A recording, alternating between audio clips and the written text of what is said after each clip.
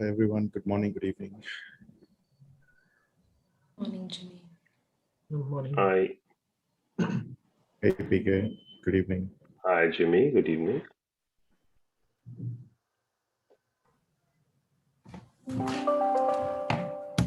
We are good to go. Sunil, I guess Okay. you would like Yeah. to. Okay.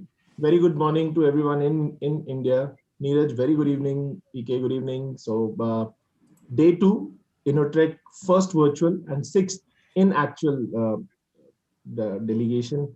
Neeraj, just to recap for you, because all of us have been here for the day 1. So day 1 was action packed in terms of we had morning session for you. No, evening sessions. Yeah. So evening sessions as per the PT time, where we had some fantastic lineup of speakers, people like who joined us and share their experiences, their practical knowledge that they have gained out of building businesses in US with our founders, with our 11 curated deep tech SaaS companies who are participating. Morning session was around meeting the business leaders. So we had representations from 12 companies, 12 enterprises who were represented by senior leadership to meet these founders again, and these were all exploratory sessions for the partnerships and how these guys can help these 11 companies who are now planning to or they have just entered the US market. So today, again, we have the similar format, evening session. We are starting with the knowledge series. People, again, sharing the knowledge in terms of hands-on building businesses in US. And tomorrow morning, we'll have investor sessions where we have 26 VCs from US going to meet these 11 guys. So without taking much of time, handing over to PK, guys, all of you know PK. PK is a close friend of NASSCOM, has been involved in so many, in fact, most of the initiatives that we drive at Products NASSCOM. PK is a global TIE member representing Dubai chapter, and he's involved in so many things. To introduce Neeraj, I would like PK to take the stage now. Thank you, Sunil. It's good to see you all here, and it's my pleasure and privilege to welcome Neeraj Arora, who all of us know, and I'm sure you know, somebody who was, a part of the Indian ecosystem from the inside, then from the outside, and then moved to the Silicon Valley and has his footprints all over the place. If you use WhatsApp, you would know he's the chief business officer of WhatsApp. If you worked with Google, he worked with Google for a very long time and was instrumental in acquiring quite a few properties, quite a few companies for them. And then over the last few years, he ended up being the founder of one of the larger and I would say early investor in some of the smartest companies in India, a fund called Venture Highway. And then recently, a few days ago, he came out of stealth and actually introduced to the world his new startup, his new app called Hello. I don't know if you guys have looked at it. So, which came out of stealth a few days ago. So now he's wearing the CEO and a founder hat like most of you. So, Neeraj, thank you very much for the time and for coming to actually talk to these founders who are now a part of InnoTrek this year. Thanks, PK. Thanks, NASSCOM. It's a real pleasure and honor to be here. So, Neeraj, you have worn many hats over the last years that I've known you from, from being, starting from Indian School of Business to where you are today. You know, and I've seen you see this bridge that we are trying to build between Indian talent and global companies that they build. You've seen it from the side of people who invest in it and seen it from the side of where you support them. So I'd like to see your opinion and advice on that matter, before we go to specific questions. What have you seen is the biggest success factor for these companies? We can name quite a few. And what do you see is the biggest opportunity for such people coming across? Yeah, sure. I think a little bit of background on that. I've been in the Bay Area for 11 years now. Um, I moved here in 2009, and India's story was still pretty early back then. There was, I think, the earlier version, the first vintage of startups coming out of India, and very few of them actually had global ambitions. Also because everything was so new and it was not, India was not a proven market, right? So I think since then we've come a long way. Obviously, all the bigger companies from the US have set up shop in India over the years, and a lot of Indian companies, startups, and all kind of early to late companies have set up shop in the US and want to at least target selling to the market in the US. So I've seen like the cross pollination of both the ecosystems, and I think I couldn't be happier to see how things have shaped up. India, I was talking to somebody, a friend of mine today, who's part of Anderson Harvard's here in the Bay Area, and I think everybody thinks like India has arrived. Finally, I think it's taken a while, but there's enough going on for Indian companies in India as well as globally that India is taken very, very seriously as a market now, both in terms of like opportunity locally as well as talent, creating companies which have global footprint and global ambitions, right? So I think when I was here earlier in the decade or last decade, it was just very difficult to explain why India matters, and now I don't have to even do that, right? So it's the other way around. Everybody wants to learn about India, and hear about India. So definitely, I think a very exciting times, a very huge learning opportunity also, because selling to US and setting up in US and hiring in US is quite a lot different from what it is in India. So I think as founders who have been able to cross this, sort of the continents from starting in India and then moving here and hiring here or setting up teams in India has been amazing opportunity to learn and do things at a much bigger scale. You have seen all kinds and all flavors of companies come by. What is it that the people here, let's talk about VCs and investors, what do they look for such companies? Companies which are talent, or companies which are ideas, or enterprises which are trying to look at US or the global market as their opportunity? What are investors looking for? I think investors definitely look at, I think, especially the investors who don't have an Indian presence, right? So there's a bunch of investors who have had Indian presence for a very long time, like Cells and Sequoias of the world. I think they look at the market very differently versus investors who are now dipping their toes, sitting here in the valley, don't really have set up teams, but are interested in investing in India, right? So they look at the market or the Indian companies very differently. They actually look at the quality and experience of the founders a lot, because I think they don't really, they've not done enough in terms of the volume to have built up their um, capability to understand the quality of the founders. So they go by experience, they go by a lot of other things that they hear, a lot of network about what the founders are all about and what they've done before, right? So they definitely look at that. They look at like existing cap tables, because I think for them that's a good signal, right? So if you have a very strong cap table or interesting investors already in the company, I think that's a good signal for them. And I think lastly, obviously, nothing bigger than the performance, right? So if you have a strong, trajectory on numbers, nothing beats that, right? So they often look at some sort of ambition, because most of the companies have some sort of a competitive angle to other companies here in the US or globally. So for them, having that ambition that these founders and company want to will be able to compete not only in India but also in the US or at a global scale, I think something which definitely matters to them. Mhm. Now, a lot of the companies which come from India and are actually looking at putting up a base in the US are specifically looking at investors or VCs which actually will look at them and they will probably have a better chance of raising money from. So, do you see specialization happening that some VCs are focusing on these kind of corridors and are easier to access or actually understand this corridor better, or they should actually do as much of outreach as possible?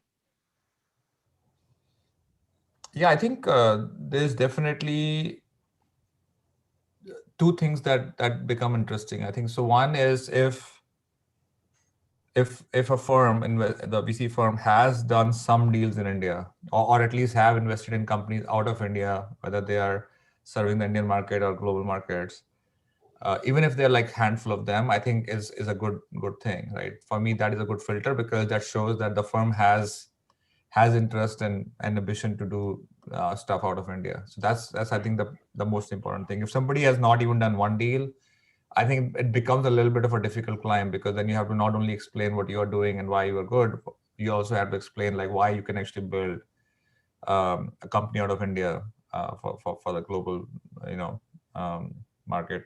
So I think I would look for that. I think having some sort of understanding of the Indian landscape, I think it helps, right? Second is I think some of them have started looking at especially SaaS, because I think that has a little bit of sort of like India has a track record, right? So in terms of producing companies which have SaaS companies which have successfully become global.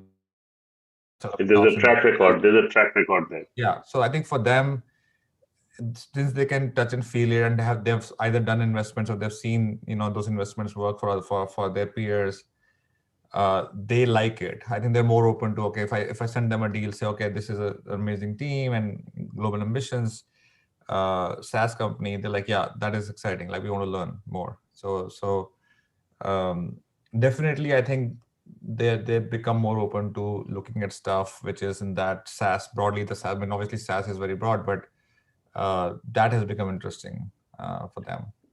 You just mentioned something which is very interesting. You just mentioned that if I send them a deal, so you obviously are looking at deals which you like and you forward them. How do young companies come and reach you? How can they reach you to get your interest? For example, for you to do that for them, like in the sense refer them. I think either directly or through somebody. I think I'm fairly accessible to the ecosystem. I think, yeah, I think that's how I Founders, think. note that. Founders, note that. I'm very accessible. I think I pretty much, I mean, if you have raised some capital in India, I would probably be connected to your VCs. Like I know most of them over the years, so it's very easy to get hold of me. Mhm. And you can always ask PK for an intro. So thank you so much.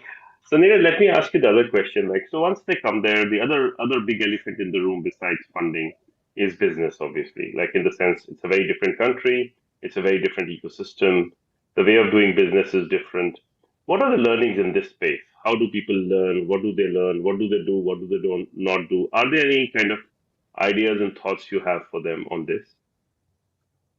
yeah, I think in my experience, one of my earliest investment, actually probably my first investment, was MindTickle, right? It's a small company. It started off a small little thing out of Pune, and they successfully transitioned to become a global player. I have a big setup here in the Bay Area, and I've seen the journey over the years. I think it's at least a 10-year journey today, and a few others like them who have I've been able to see very closely because either I've invested or they're friends of mine. I think some of the things that came out for me was that there's no shortcuts. I think there's no easy playbook where you just say, okay, I'm going to do these 3 things and things will start working for me, right? The thing that really helps is like the founders, one founders or both or 3 or whatever, like some part of your founding team being here regularly in the US before you even start looking at setting up shop here or want to really get serious about the market. I think familiarizing yourself and plugging yourself into the ecosystem here, I think really helps. I think that's like the absolutely basic thing you can start doing when way before you want to, you know, press the throttle and say I want to go full speed, right? So for me, that is very foundational. You will learn a lot about the ecosystem. You will meet a lot of interesting people. It will stretch your mind. You'll think about 10 different things, which you don't all have to do, but like at least it'll give you a lot of, you know, input in terms of how the ecosystem works, right? And you know, obviously COVID has made things difficult in that respect, but pre-COVID, I would see, like, you know, some of these founders were here every quarter or every 6 months for a week. They'll meet like potential customers, they'll meet potential, you know, talent that they want to hire. They would meet potential investors. So like there's just too many, like a lot of opportunities, easy opportunities for you to, you know, get access to here. And again, I think the way you go about that is like you have people here who you know, and then they will connect you to all these, you know, people, and you go from there. So I think that's like I've seen that work, because you know that people, you really start understanding the market and how would you want to go about it, and there's no single answer to it. Different for different companies, different things have worked, right? It also makes people think about you as a company, as a founder, so you sort of remain fresh, and if they look at opportunities that might be relevant to you, they start sending it your way. Or if they feel excited about, you know, potentially joining you at some point, they would have done some research on like how your company is shaping up and all of those things, right? So you don't have to explain it to them from scratch. And then I think then you start looking at, like, once you have done all of that and you're ready to like actually have presence, you start small. You have some sort of like a GM or some person who is like more experienced, has been working in the ecosystem here for a while, as your first few people join the team. So you can actually have, you know, some sort of delegation and sort of like a center core to the team here. And then you go from there. And a lot of founders eventually want to be that person themselves. Like, they say, okay, I'm going to move here and I will be that person who will start, you know, building that out. And it helps if you have multiple founders then, because one of the founder can take that job of like, you know, anchoring the presence here in the US and run the show and run around and do all the hard work, right? So that definitely helps.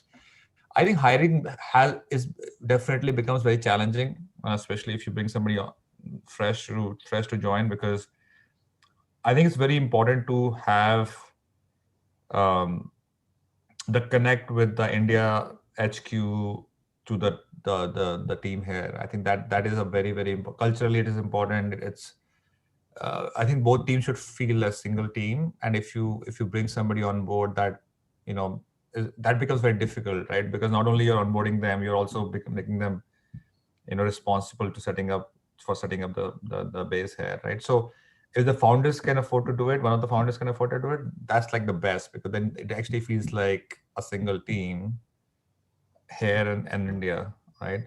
So I've seen that work. It makes life difficult for the founders because it requires a lot of travel back and forth, this, that, right? But I think in the long term that pays off, is what I've seen in my experience.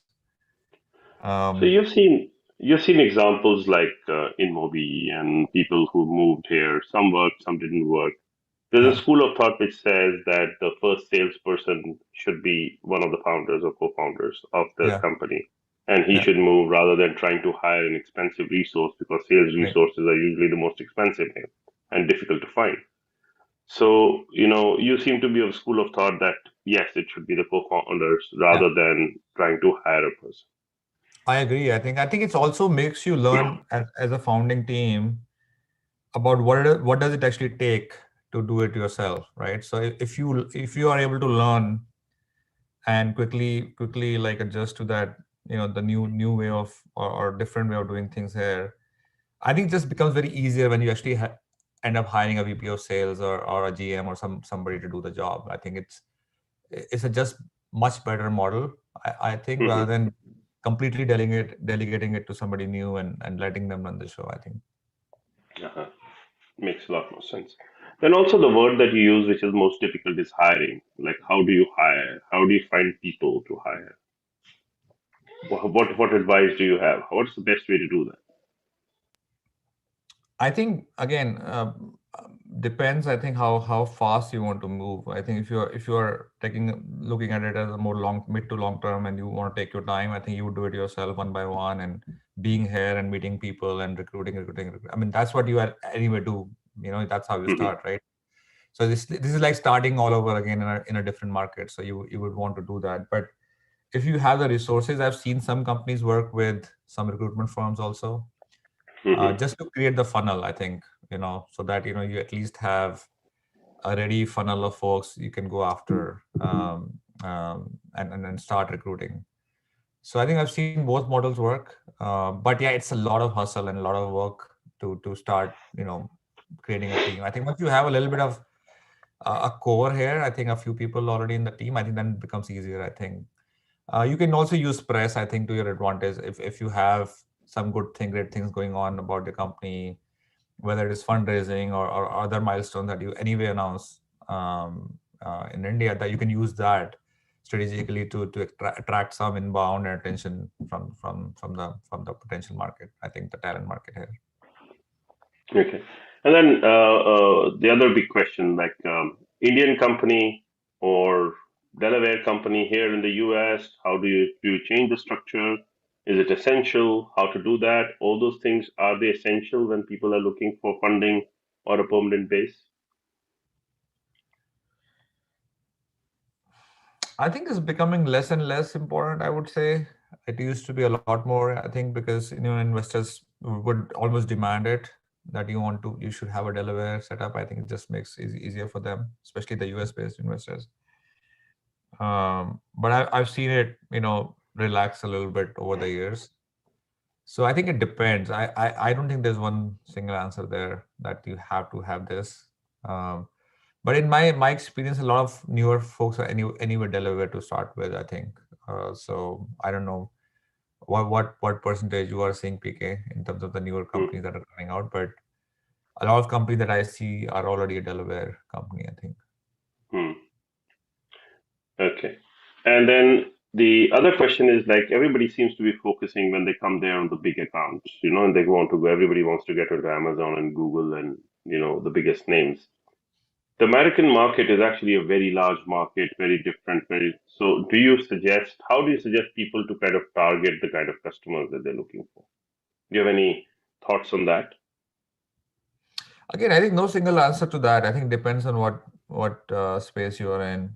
Um, but if your target is grounds up developer outreach, I think then obviously Google and Facebook and all these doesn't make sense. Amazon doesn't make sense. But um, you can go around it and come to them later. But if having some of the bigger names helps, and you're focusing on bringing the bigger ones, and that's what you're targeting, then I think it obviously it's harder because it's difficult to get attention of some of these companies. But I mean, if you have an inside channel to them in their Indian offices, I think it usually helps. I think it usually helps, and it takes a few meetings to get to the right person, because they are very large here. Even to get to the person who would be the right person for you to pitch and would be a decision maker, it takes a while.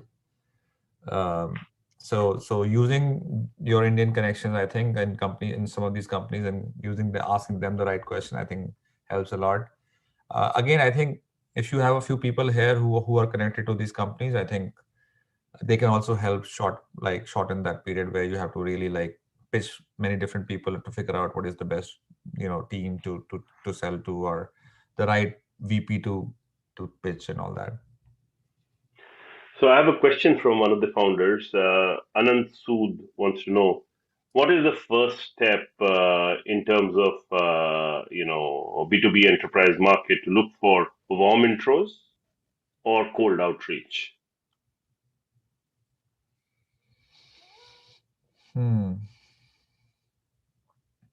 I think warm intros are helpful, I would say, Hmm.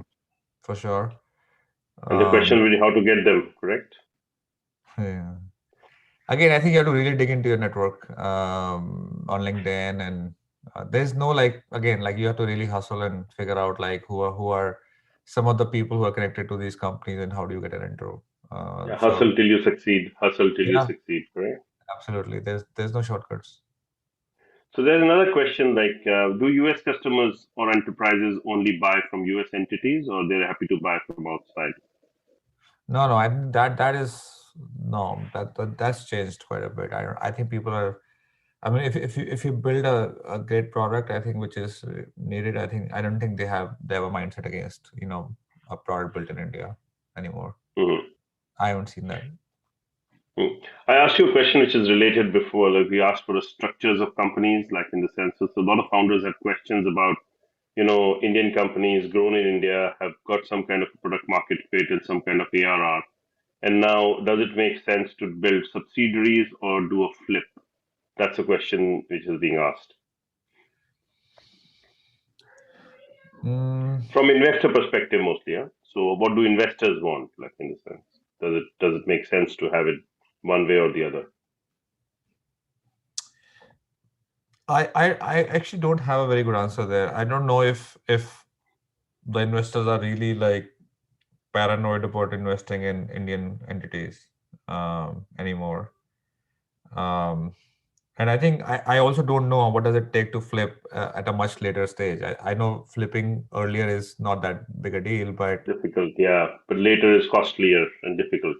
yeah, so I think it totally depends on these trade-offs, right? So and you will learn about that very quickly, right? And in the sense like if you have a bunch of investors from here who are interested, they would ask you that question in the first meeting itself, right? So you would know, you'll get a sense of like, what is it really needed, or is it something they care about or not, or and then you have to take a call on like what does it take to, if that is something flipping is needed, then what does it take, and how is it for you to do it.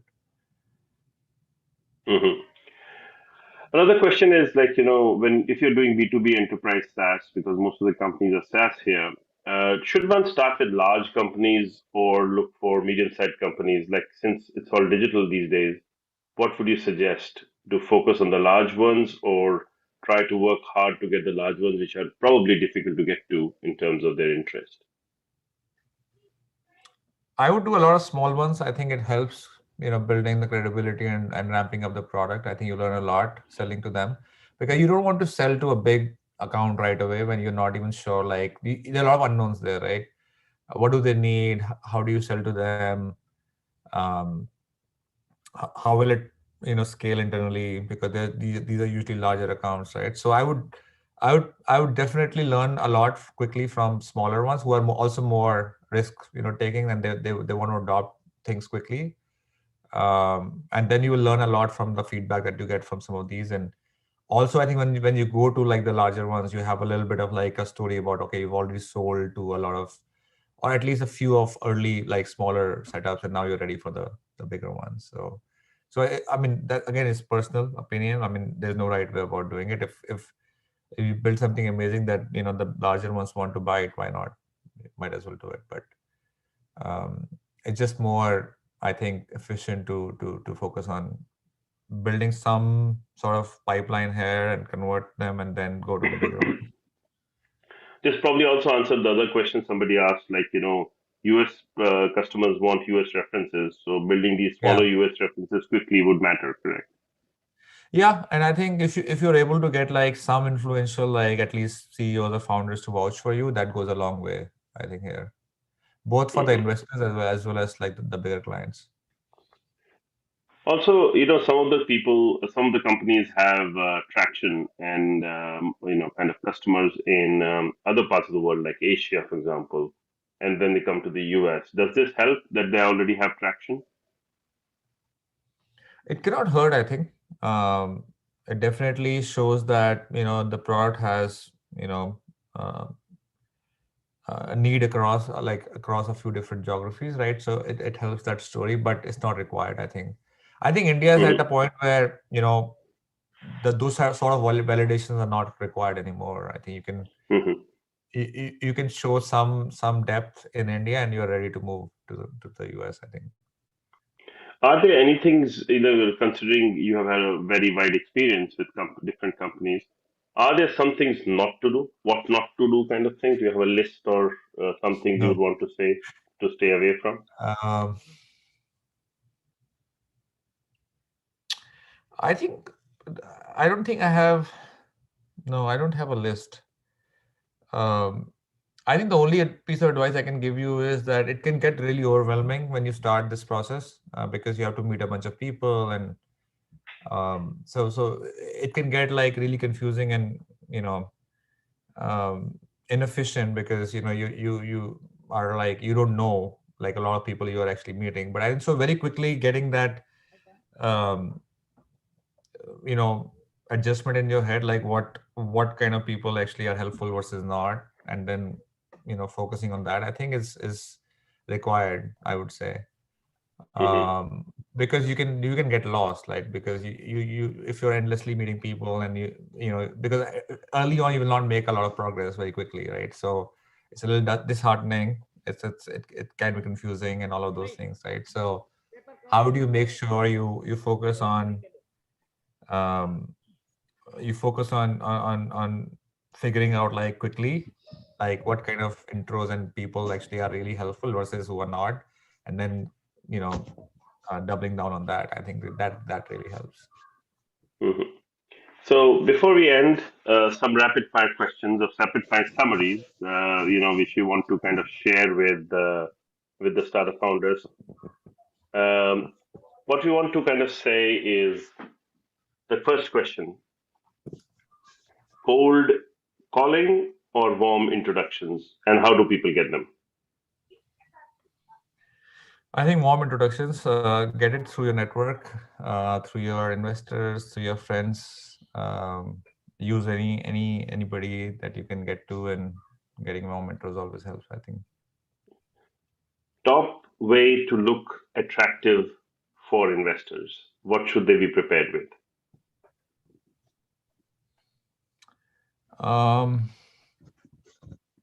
Really strong trajectory and big ambition, I would say. Those are the two things that nobody can question. Okay. Who should be the first people to come here? The co-founders, senior employees, or come and hire yourself? Co-founders, for sure. One of the co-founders, at least. What is the most attractive, themes, areas of investment that you think people are focusing on, especially in SaaS and enterprise SaaS?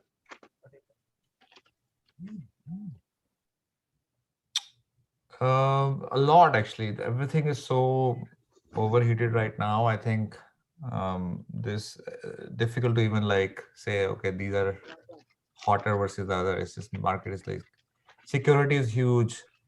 You know, sales and whatever helps you sell better and faster is huge.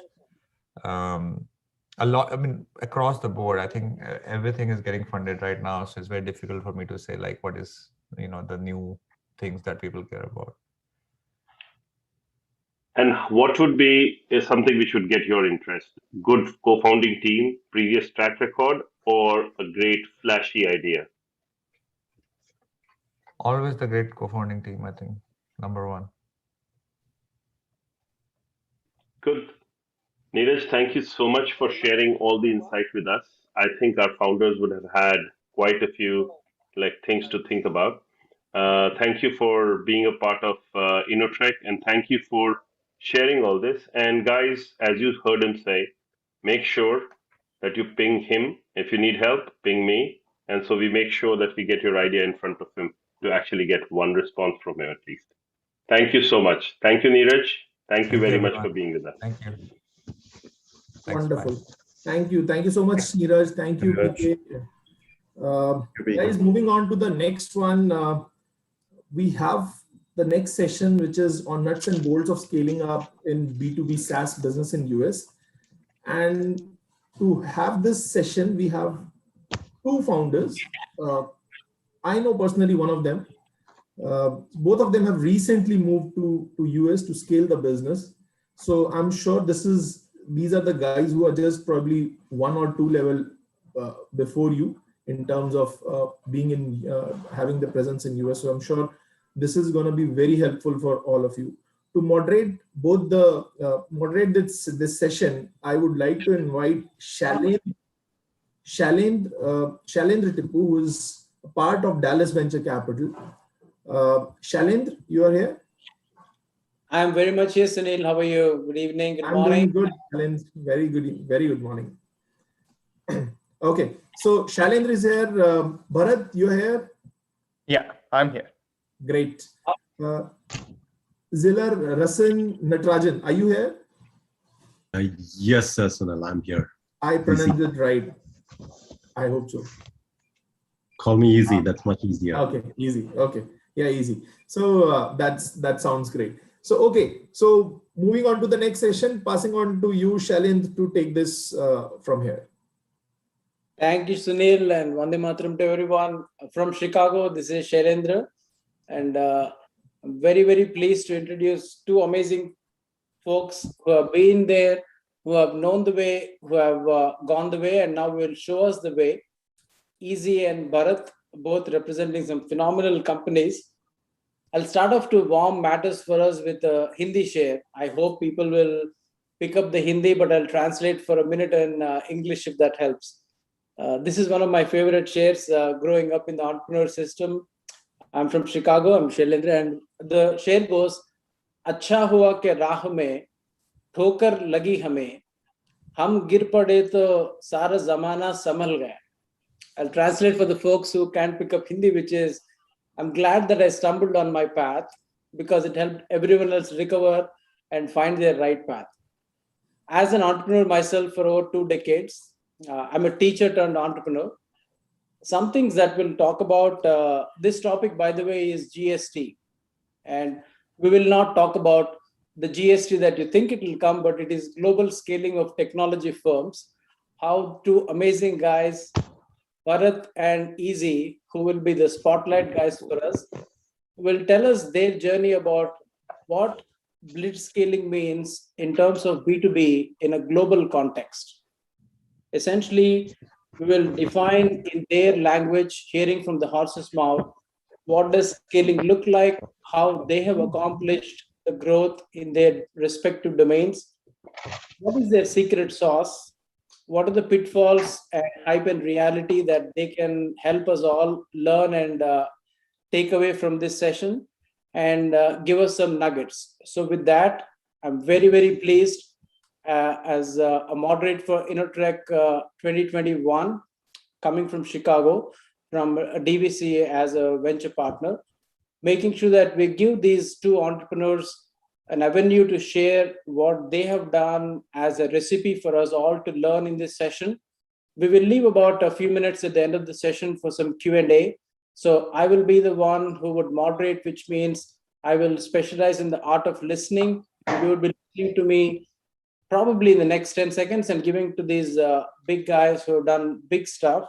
With that, let me kick off and introduce Bharat Verma and his amazing firm that has brought actually events together, events like this. And in fact, NASSCOM is actually a beneficiary of the beautiful ideas that Bharat has put together. So for Mr. India, Bharat, why don't you introduce yourself, and then we'll move to Easy. All yours, the floor is yours. Thanks, Shailendra. Thank you so much for the introduction, and thank you so much to Sunil for inviting me for this event today. Yeah, so my name is Bharat. I'm the co-founder, CEO of Zadl. Yeah, just to give a small introduction about myself. So we started working on Zadl in the month of May last year. But before that, I previously founded an event management agency straight out of college about 7 years back, and bootstrapped it to about $4 million in annual revenue. And yeah, had an opportunity to work with some amazing global companies. So me and my co-founder Veda started working, as I mentioned, in the month of May last year, and yeah, it's been a pretty incredible journey since then. So we were a part of the Y Combinator Summer 20 batch, and after that, we've been able to launch the MVP version of the product in September of 2020, and we've been able to grow about 30x since then in the last 10 months. Wow. Bharat, 30x, and you mentioned as if it just happened overnight. I'm sure that many, many nights have gone into bringing that overnight success, but we'll talk about that in just a second. Over to the guy who does the hard stuff, but his name is Easy. So tell us about you and CodeStack and the journey that happened in hyperscaling and the blitzscaling. Easy, all yours. Thank you, Shailu, and thank you, Sunil and the NASSCOM team for organizing and inviting me to share some of our growth journey and the secret sauces that we've been experiencing. I'm co-founder and the CEO of CodeStack. Call me Easy. CodeStack basically offers an enterprise multi-cloud governance in the form of software as a service that basically empowers enterprises to unleash their power of consuming cloud technologies in their digital journey, helping them rapidly achieve compliance and governance. So we really make it easy to adopt technology. We help them enhance their velocity, create some disproportionate value for them in their journey. Today, every company, whether it is technology company or a non-technology company, the new cool thing is, we are a technology-enabled company. And there are some statistics that are available that says the rate at which technology is growing in non-technology companies is probably 30 times more. And we take pride in enabling that for our customers. The journey started 5 years ago as CodeStack. It's a dream come passionate journey. Today, we manage about $1 billion worth of cloud for our customers. We have about 200 plus customers. We have crossed the first stage of 0 to 1 million in the first 12 months, 1 to 10 million in the next 24 months. Now we are aspiring to grow to $100 million. We are in our third leg of our journey, $10 to $100 million. And in the next 3 to 5 years, we aspire to be at $100 to $1 billion revenue generating company. Well, that sets some precedent to dive into the detail, because I'm sure that the audience here is willing to learn the recipe, but we'll get to that soon enough. Let's start with the basics. For me, what you mentioned as a journey that Bharat mentioned in the first year before he took this from the concept in India to global scale, and he's a year that done that in your context. But I think defining the fundamentals is actually the groundwork of before we build the pillars.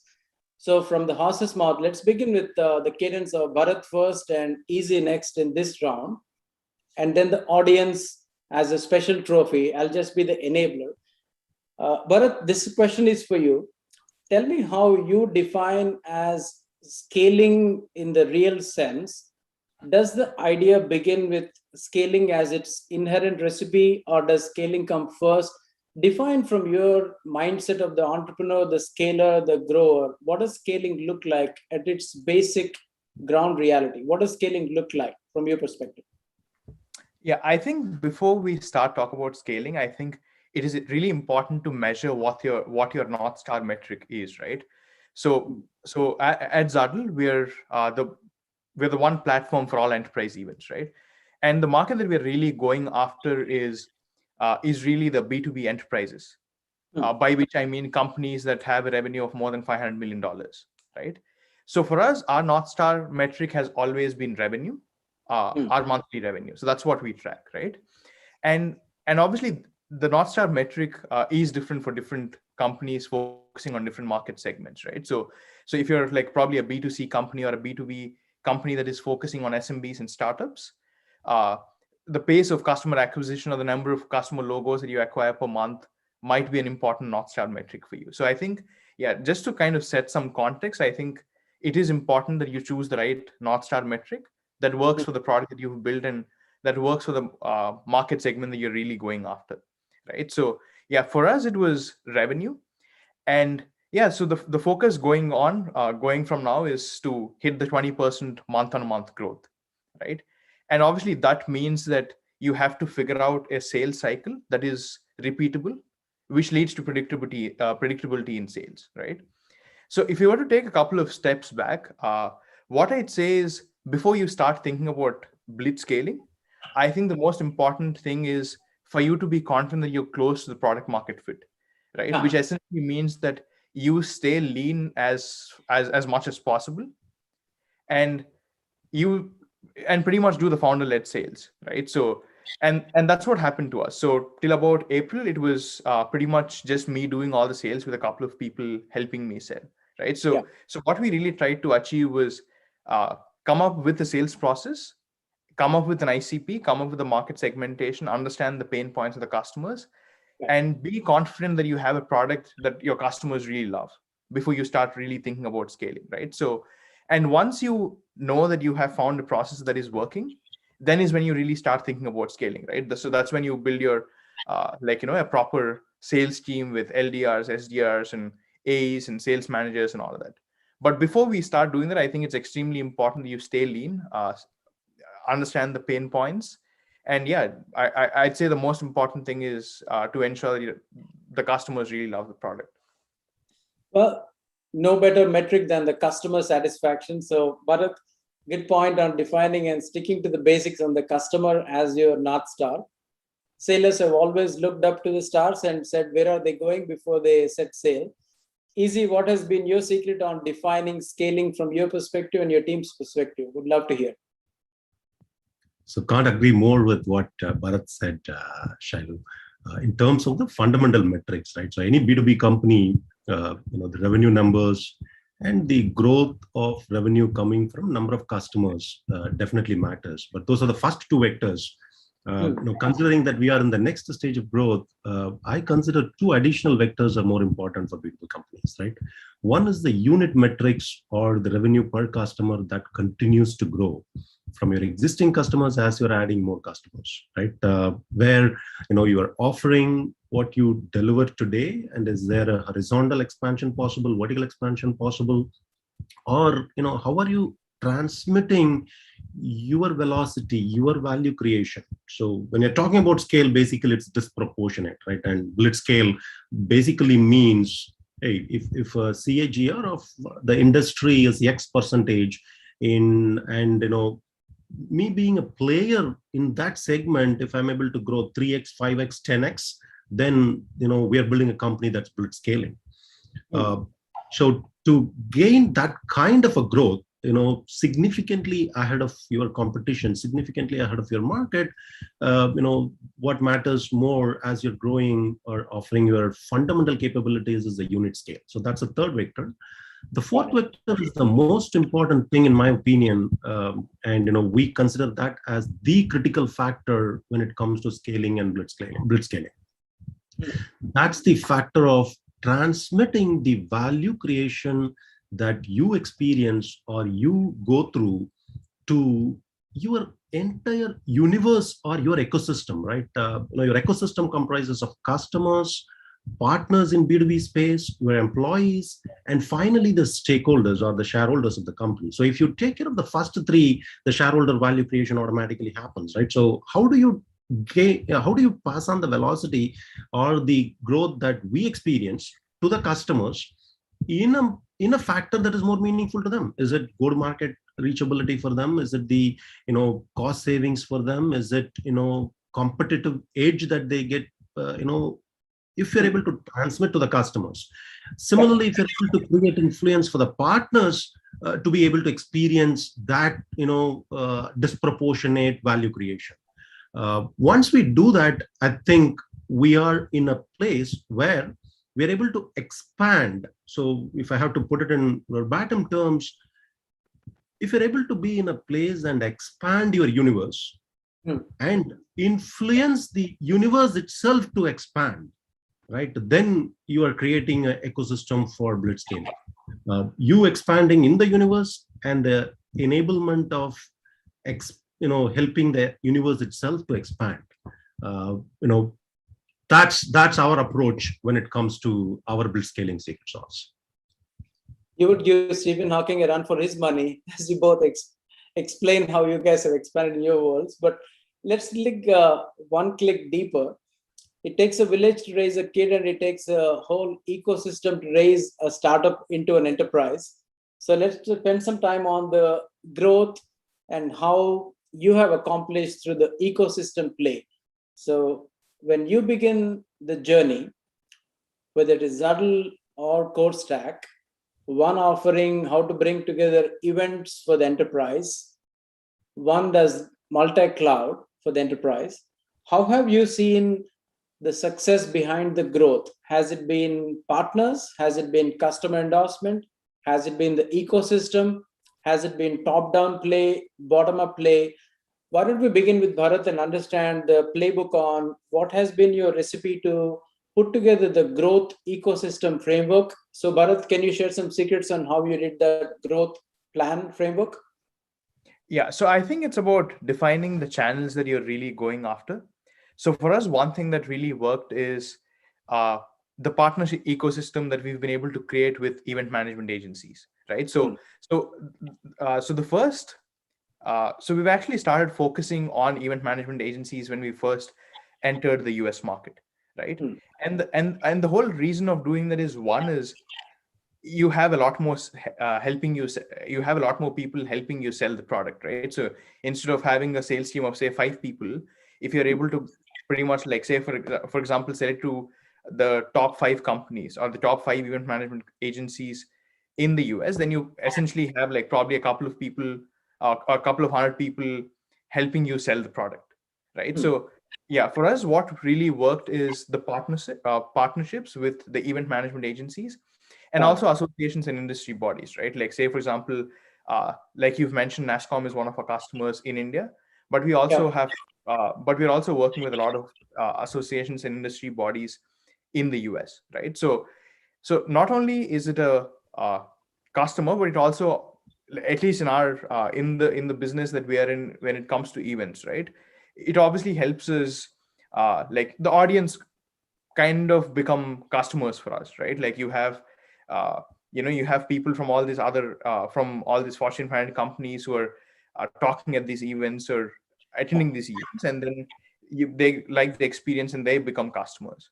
So I'd say for us, it's definitely finding the right partnerships, and and more importantly, for you to kind of forge those partnerships, it's about how you create a model that becomes a win-win situation, right? And it's also extremely important to ensure that your incentives are aligned.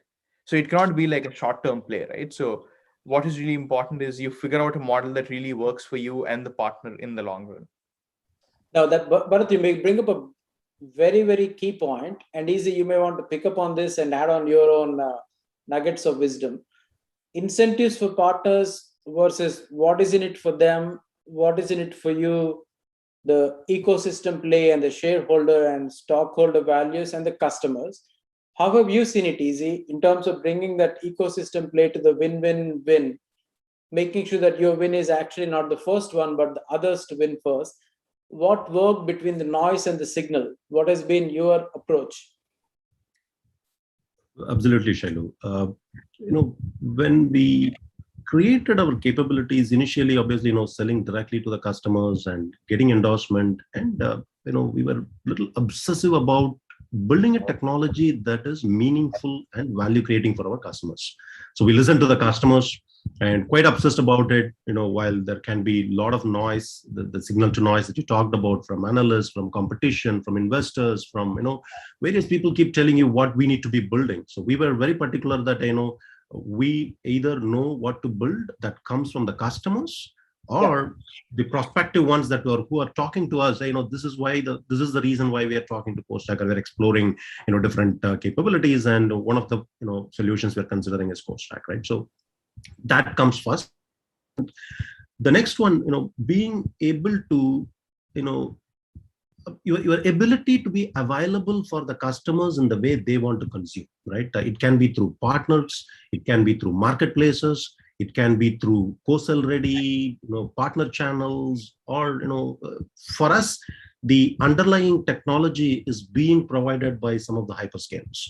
So our ability to influence the Microsoft, the Googles, the AWS, by showing why and how we create value and how we increase the velocity of the customer, incentivizes the cloud players to say that, I'm going to recommend to the customer, what, for you to be able to effectively consume and get your scale going, you may need to leverage core stack. So that's where the marketplace opportunities, partner listing opportunities, co-sell ready opportunities come in.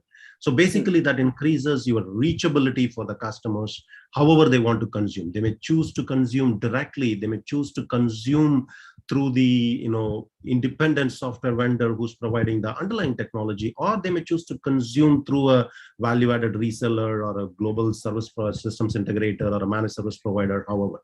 So we have created ourselves for accessible through all the channels. The third one is the moment you are creating channels of consumption through different modes, the ease of access becomes critical. And ease of access is not through the typical paperwork channels, rather than is the technology consumable enough easily, solving some of my critical problems, right? So as Steve Jobs said, creating a simple solution dealing with the complex underlying problem is the most complex thing in the world. And that goes back to our cycle of being obsessed about creating technology that is meaningful for the customers in a way that is easily consumable. And you have created the channels. Now the channels are doing the work for you.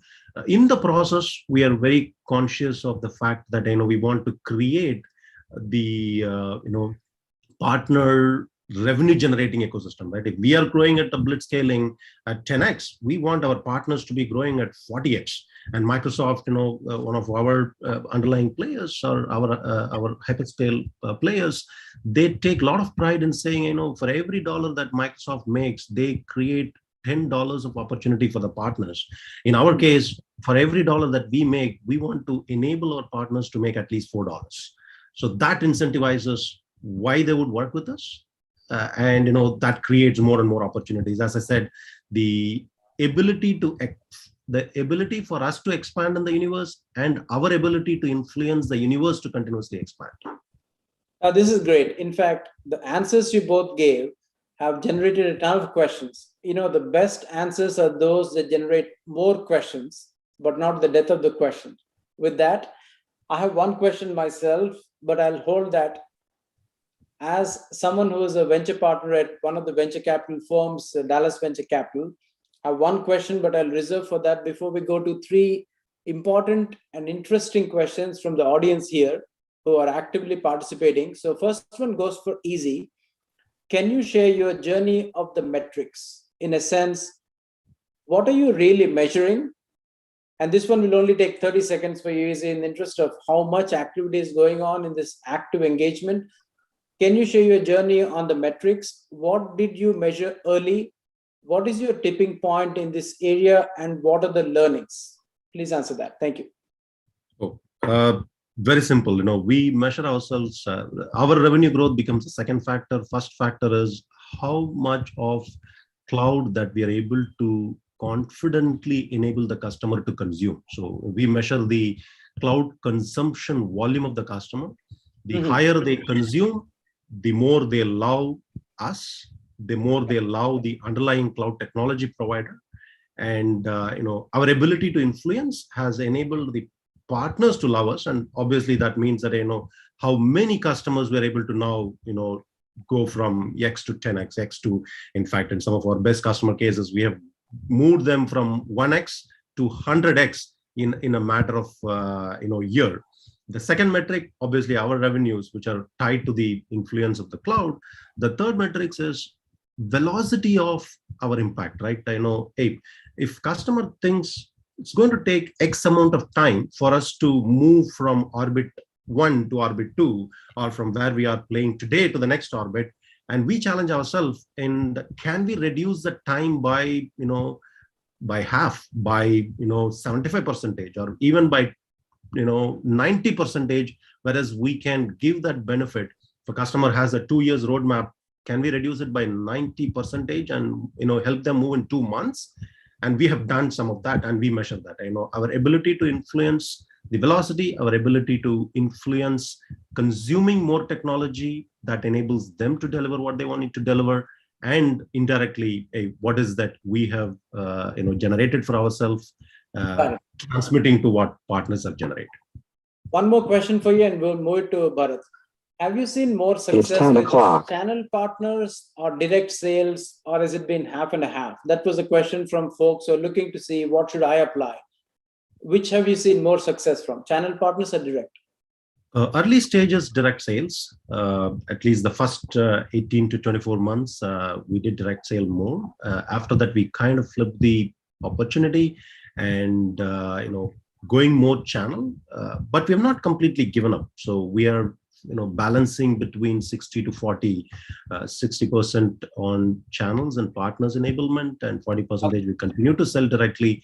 But we have created an additional opportunity in our direct sale wherever there is an ability for a partner to be able to provide that last mile coverage. We incentivize the partners by giving the opportunity, opening the opportunity door for partners so that partners work with us more. So here's the thing for Bharat.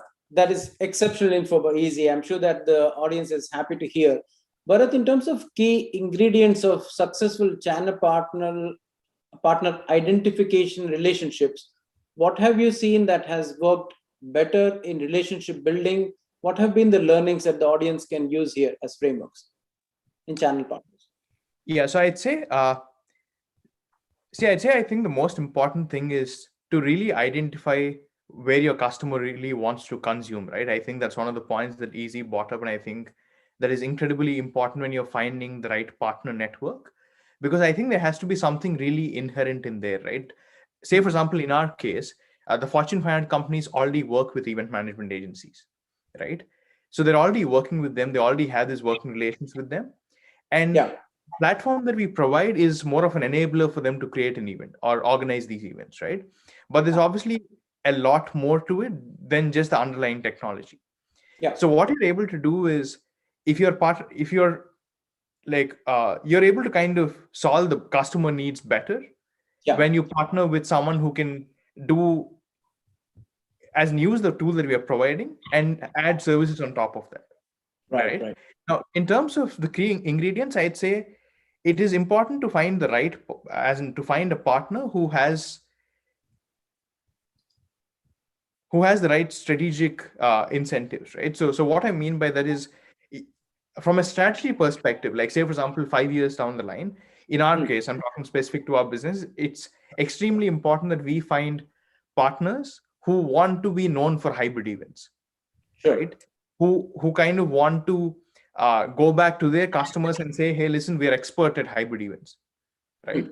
Because you obviously get all sorts of agencies, right? So you have some of them who are pretty much saying, hey, I'm waiting for events to kind of go back live, and that's what I'm comfortable with, and that's what I'd stick to. And those people are obviously not the right partners for us, right? So I think the base of having or saying that, I'd say, just having some alignment in terms of the vision that we have.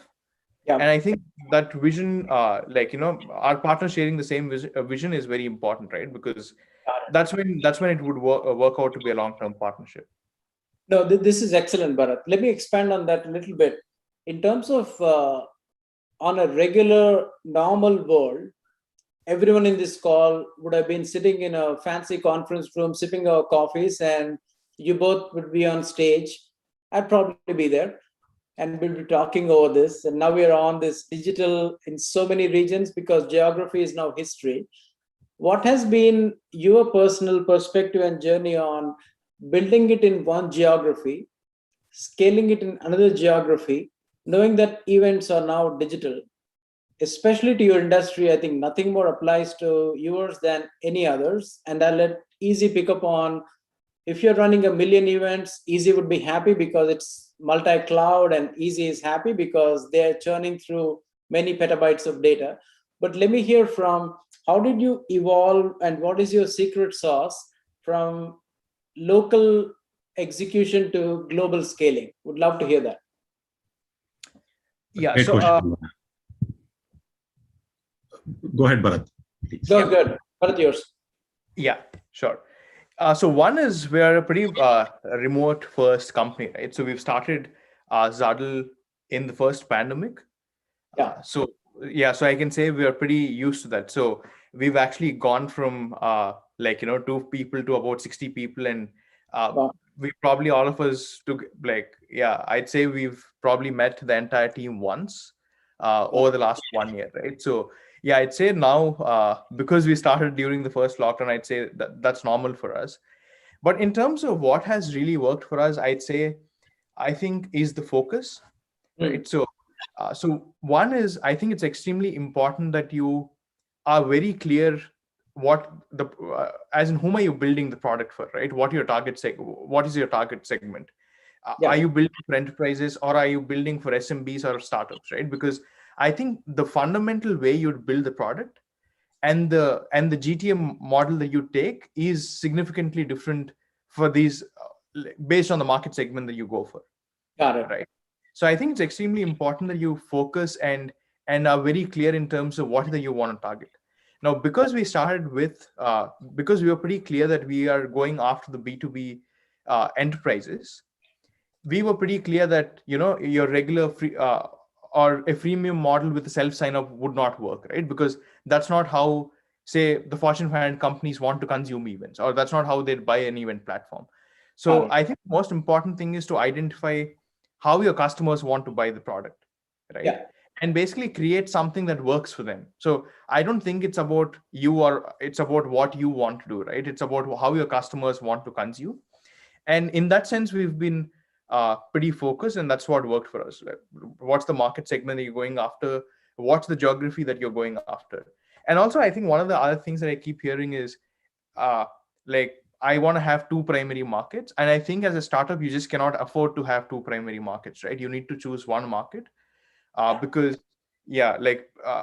see, based on the geography and based on the market that you're selling to, what people want out of the product changes significantly, right? The value proposition changes significantly.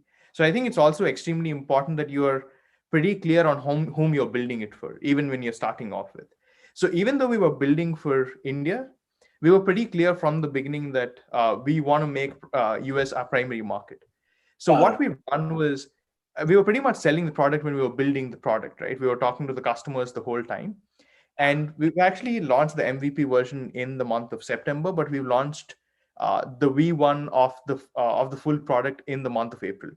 And that's when we started selling in the US, right? But that doesn't mean that we haven't been talking to customers in the US. So that process started in the month of June last year. Got it. Easy. Over to you on cloud is cloud. Whether you use it in Chennai or use it in Chicago, it's all the same. Well, how have you seen the evolution of localized versus globalized? Tell me your secret. So I think for us, from the beginning, it was, we were building the product for global market, but we have not gone to the global market even today. We are pretty much focused in the US market from a total addressable market standpoint, or the cloud growth worldwide. If you look at it, 60% of the cloud consumption continues to happen in the US, and the rest of the world contributes for the 40%. And probably the metrics was around the same 5 years ago when we started the journey. But our initial product market fit challenges were, are we creating it for the mid-large to the large enterprises, or are we creating it for the SMB to the mid-market, right?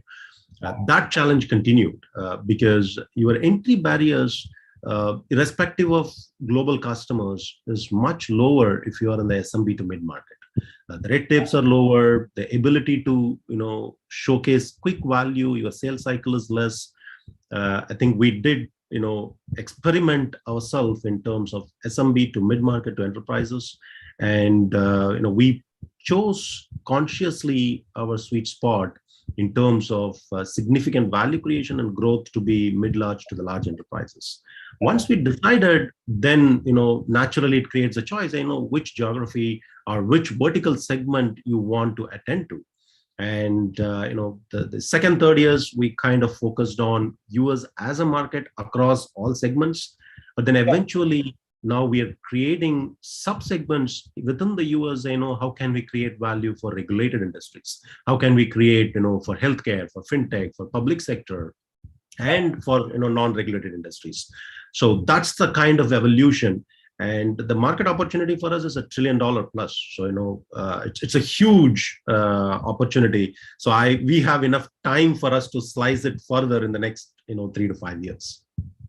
You guys are next gen. I mean, when I began, and I have taken too long, I mentioned that share especially because I didn't even know how many zeros are in a billion before I got there. But you guys are in the trillion world, dealing with Nadellas and Pichais. So you guys are a different trajectory. I thought I had to work very hard to create awesome questions, engage you for the time we have. As luck would have it, we only have 5 more minutes, just so that we ground it. I have 2 more awesome, I think, questions, but that will wait. I will ask mine after I run through 30 seconds each, Bharat and Easy, given how many beautiful questions have come through from the audience. Some positive feedback actually to you guys, also saying amazing clarity. I know you guys haven't had a chance to look through the chat, but let me run through each question. I'll mention the name, take 30 seconds and give an answer. Would that work for Easy and Bharat? Yes, absolutely. All right, so let's do, did you perfect your product for US while you were in India and shifted there and modified? Or did the recipe work in both? Bharat, why don't you go first? Yeah, we were pretty much building for the US market all along, right? So we were talking to customers, we were having our discovery calls, understanding the pain points and what really works here. Yeah, and we've pretty much tried to stay away from the rest of the noise, right? Like just build for one geography, one market segment, and just focus on that. Awesome. Easy, here's one thing for you.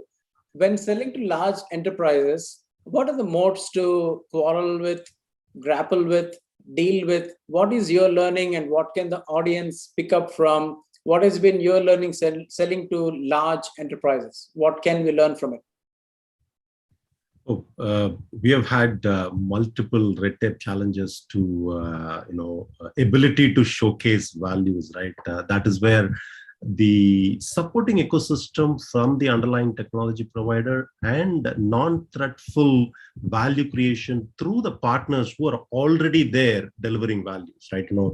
Many enterprises today, their IT journey or the technology transformation is executed, though not strategized, in some cases even strategized by partners, but executed by either managed service providers or the global system integrators, who are the ones who are doing it.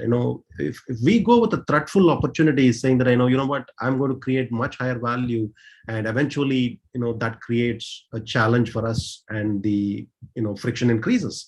So we are very conscious of not creating that friction at all by creating non-threatful opportunity, being able to empower, add the missing intelligence that the existing partner is not able to deliver, which increases their top line, which increases their bottom line, delivering what customers really ask for.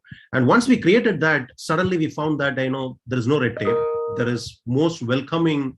In fact, our first, second, third customers, we were able to solve for very large, healthcare companies. I don't want to take the competitor names. The 100 years existing companies were not able to solve the problems for X number of months, but we were able to solve it in a few days, in a non-threatful way. Thank you. This is both for Bharat, back to back. You probably would take maybe a couple of seconds for the first and a little more tricky one on the second. Do customers and ecosystem confuse between Zuddle and Huddle? How did the name Zuddle come up? Oh, it's basically a zillion huddles. So what we really want to do is, break the barriers between. So that's what events is all about, right? Wherein you're having a large gathering of people, but still the possibility exists of communication in groups, even in such a large such a large gathering, right? So this is my follow-up question. How many zeros are in a zillion? So a follow-up question for you. What keeps you up at night? What excites you in the morning? This is for Bharat. I'd say it's the same thing, right? So one is, yeah, I just say that.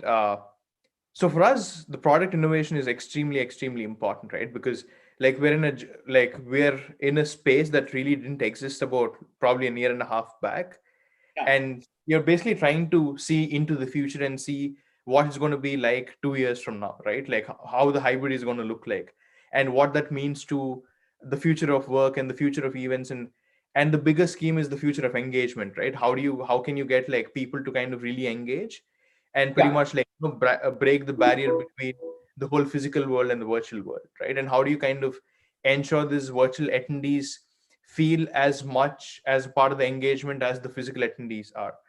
So yeah, it's pretty much just to be on top of those and figure out what it's going to be 2 years from now. While you figure out the number of zeros in a zillion, I'll ask easy a combined question of, when you sell to enterprises and customers, standardization, customization, promise customization, but push them to standardization, what worked? Is niche a specialty to stick in and scale, or do you want to do end-to-end? While easy you maneuver that question, Bharat will make up the number of zeros in a zillion as we wrap up in the next few seconds. So go easy.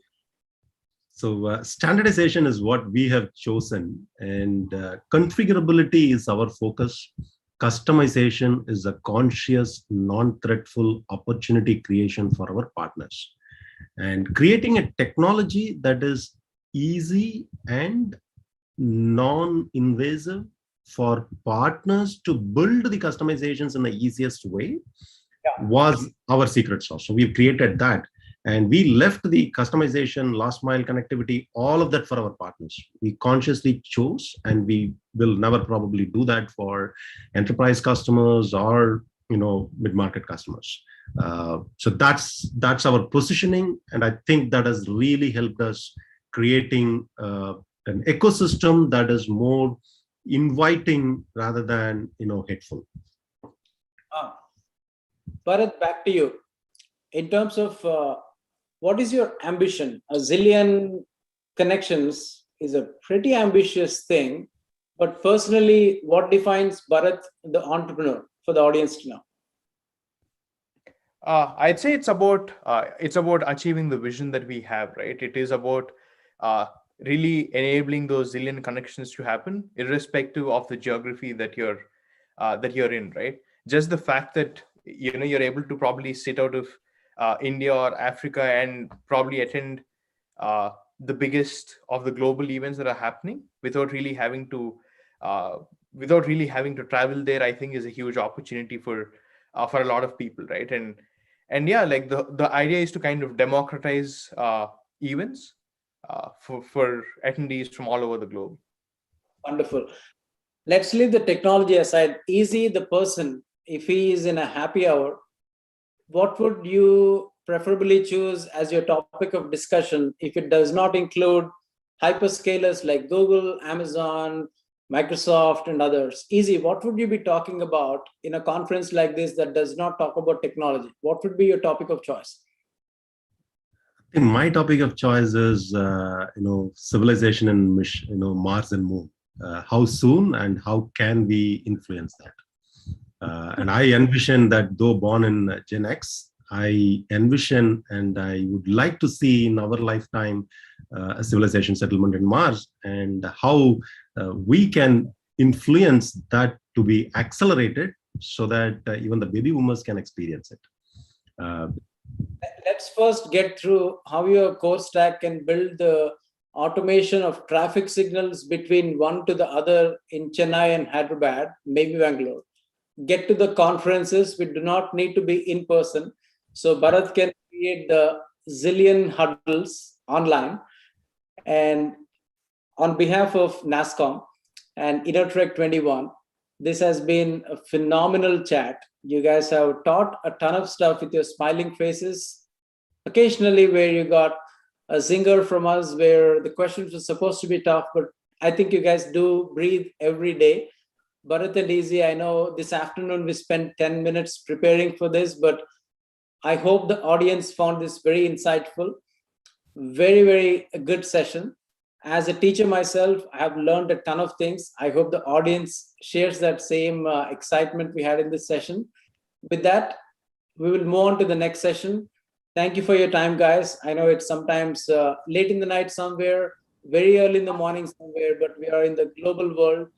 It's a real pleasure, Bharat and Easy. We wish you the wonderful success and the blitz scaling that you're doing in your B2B and make us proud. Jai Hind and thank you.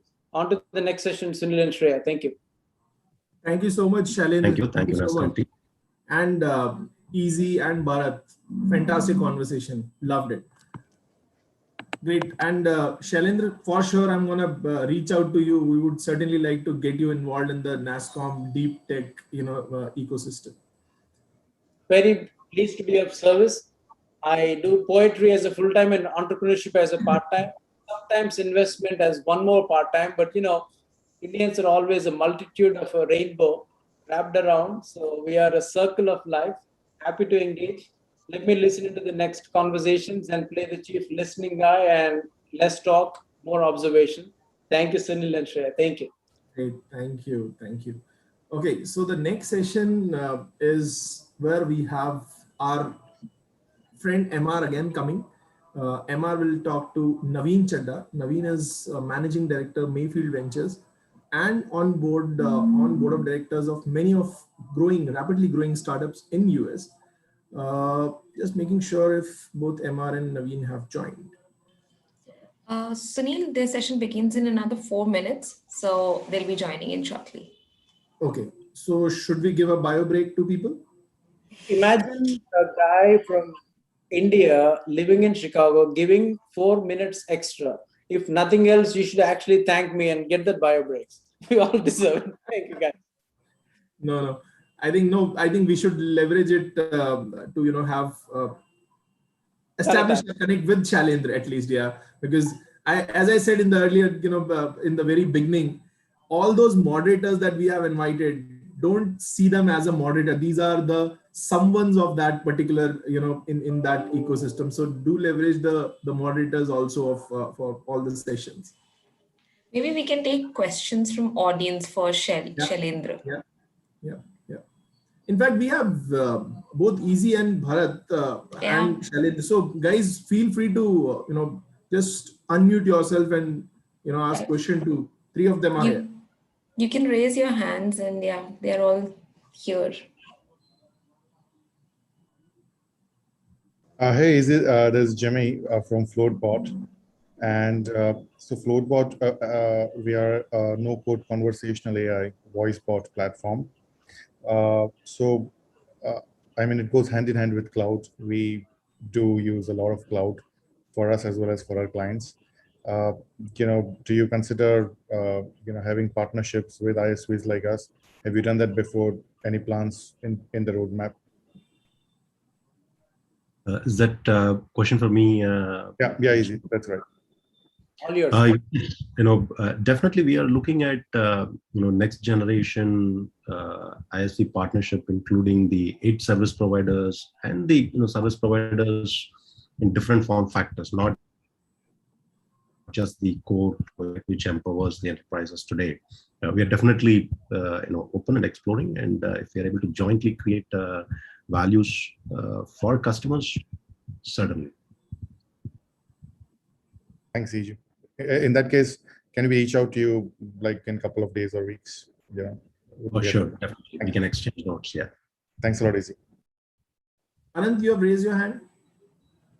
Yes. So I had a question for Easy on, I've been looking at CoStack a couple of times earlier. I see a lot of customer success folks out of your Chennai office. So I was just curious to understand your experience on how do you manage that, remote first, and then trying to get the guys who are supposed to be closest to the customer, not really close to the customer, right? So physically, how did you build that out? There are 2 levels of ingredient that is kind of mashed up, right? So and we're able to manage yet. You are asking a very critical question, And we are building our customer success team as we are, aspiring to touch $10 billion of cloud consumption in the US. But today, based on our approach, as we created a partner ecosystem and the partners, and we created a non-threatful customization delivery last mile through our partners. So they manage that. And whenever they run into challenges, they call us either for level 2 or level 3. So our support team, it can be remote, but just that 24/7, they need to be available. The other dimension, any critical need, we do have direct customers who are consuming, through the SaaS platform, where again, configurability of the product versus customization of the product matters, right? So we try and spend a lot of effort, time in every product release. How can we make it more and more ease of use for the customers, more configurable, and that way customers' need for getting an expert support is less. And we have created a patented technology. I'm just trying to dumb it down. The way we have built it is non-dependent on core stack proprietary technology. Anything that customer wants to build, either they build it on market standards or open source technology, nothing that is specific about core stack proprietary.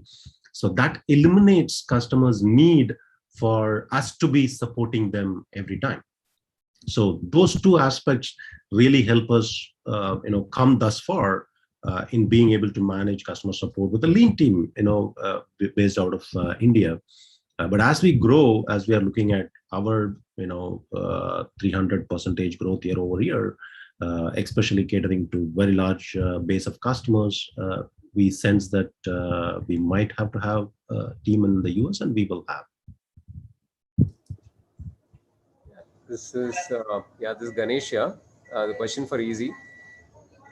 You mentioned that you're looking at a 1:10 value creation between you and the partners, right?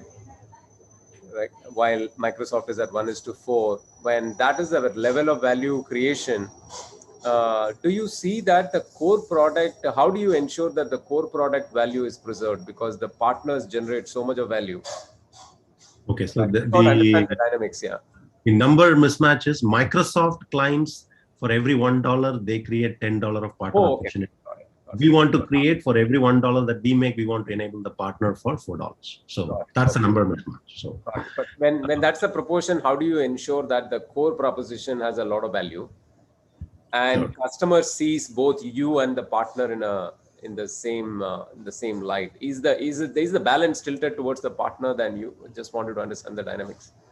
No, the actual balance is tilted towards the customer, right? So how can we create the disproportionate value outcome for the customers, increasing their velocity to market, giving the competitive edge?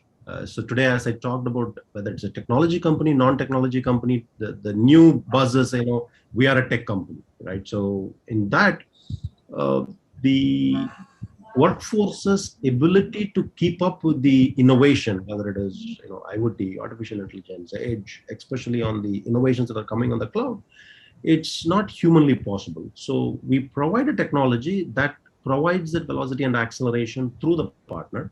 And we have taken a conscious position that we will only empower the partner to do the customizations, last mile delivery, integrations, all of that. And that creates that opportunity, right? So if a customer consumes, say $1 million of cloud, and if they have to spend, that the more normal industry standard is probably about 5 to 10% is overhead. So meaning, they'll be spending $50,000 to $100,000 just as an overhead to manage it. And out of which we say that we will take probably $10,000 to $20,000. I'm just dumbing it down while our deals are larger, and then leave the remaining, $60,000 to $80,000 for the partners to make. So by doing all of this, actually, customer has gained velocity in terms of time, go to market, and value creation, which in our measured metrics created 30 to 60%, in terms of time, in terms of cost saving, in terms of performance changes, in terms of competitive edge. So technically, if you look at it, hey, $1 million, I saved 60% of the cost. the maximum benefit went to the customer, the next benefit went to the partners, and we enjoy that because now the customer is going to love us, and we have 100% customer retention. And we anticipate to keep that customer retention even for our multi-year customers. So while our ability to make, and that's the message goes back to the ability to expand in the universe and our influence to let the universe itself expand, right? So and that kind of theory plays well. Speaking of thank you, Easy. Thank you, everyone. So we'll have to wind up this session now. Welcome, MR and Naveen. Sorry, not realizing you are on platform or not. We introduced you before you joined the platform. So the stage is all set for you. You can just take it forward, MR. Thank you so much, Sunil. And day 2 of InnoTrek is going well. It looks like I've been following you guys quite a bit, and it's terrific to have my good buddy Naveen Chada join us. And Naveen doesn't need a huge introduction. I didn't want to read his whole bio, but one thing all of you guys, entrepreneurs, need to note is that he's a perennial person on the Forbes Midas list. He's had so many great companies he's picked, selected, nurtured, mentored, to a point where he is a go-to person for entrepreneurs to seek him out specifically as an investor in companies. So Naveen, thank you for taking time with us late in the evening. Welcome. How are you today? Good. Thanks for having me here. It's a real pleasure to be spending time with everybody. Great. So Naveen, what I thought, we'd keep this kind of interactive. Maybe if you can take 5 or 10 minutes or so, kind of laying out your philosophy for investing, what kinds of companies you look for, entrepreneurs, and maybe talk about that for a few minutes, and then also maybe give us a little bit of guidance on US markets in terms of both valuations and exits, but also how do you move from India to the US? That's of keen interest also to this amazing group of InnoTrek winners. So I'll turn the floor over to you. Yeah, no, thank you. So let's make this as interactive as we can. A bunch of questions that have been laid out. So my investment philosophy, I've been a VC since 2004, have invested in like 50 plus companies, all primarily at the inception stage, which is either seed or Series A.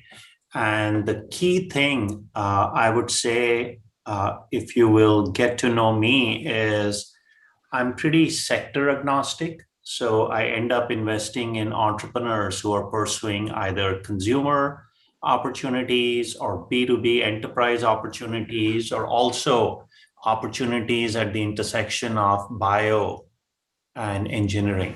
So what I look for is people first and their ideas second, because it's a strong belief of our firm over the last 50 plus years that people build products. Products don't build people. And it's the same way people are going to build companies. So it's very important to pick and partner with great entrepreneurs. And yes, once you have picked the right entrepreneur, their initial idea may not pan out, but if they're A+, they will pivot from a C, D, or E market into an A market. So that's the key lesson I've learned over the years. But does that mean like we'll just, even if the entrepreneur is great, we'll just blindly invest in any area they're pursuing? No, that's not the case. If you find a great entrepreneur, you work with them in figuring out what's the right market opportunity for their product to go after. So that's where a lot of the sausage making ends up happening. Start with people, work with them to figure out where their technology or product can have the best adoption, what I call product market fit. And then if you have those two things, then you invest and help them build a company.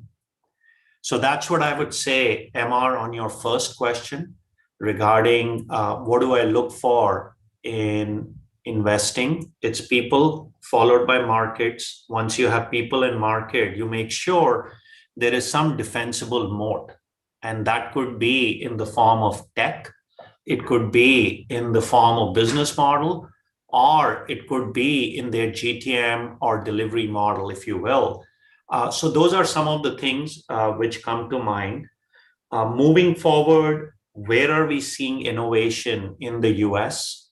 Before I get into what's happening with the US market, because we all know tech is going through a crazy cycle where every industry is being redefined using technology, primarily software, and valuations are sky high based on expectations these companies will deliver.